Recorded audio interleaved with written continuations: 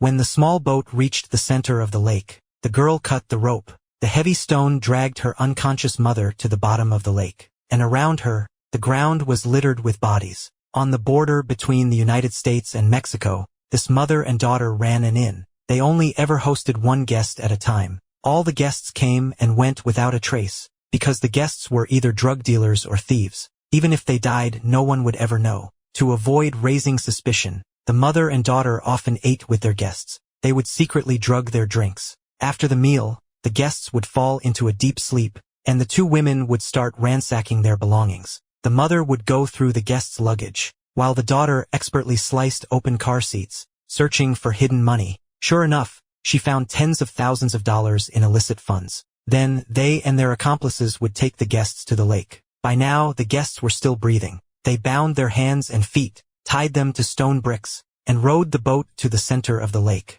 The rope was immediately cut. The woman's face was calm, while the guests woke up gasping for air. But no matter how they struggled, they could never escape drowning. In the dead of night, the accomplices would burn the guests' belongings, destroying all traces. That's how they carried out their gruesome task without anyone ever knowing. One day, the girl grew tired of this life of murder. But her mother brainwashed her, telling her they were only killing bad people, and that by getting more money, they could move to the city and start a brand new life. The girl was convinced. Soon, a new guest arrived. Driving a luxury car, he must have been wealthy. Following their usual method, the woman brought him coffee. Before long, the guest collapsed onto the bed. Just as the woman was about to check the car, an unexpected event occurred. A car appeared in the distance, and a man rushed out, his face panic-stricken. He claimed his friend was injured and needed urgent medical attention. But sticking to their rule of only hosting one guest at a time, the woman told him the rooms were full and turned him away.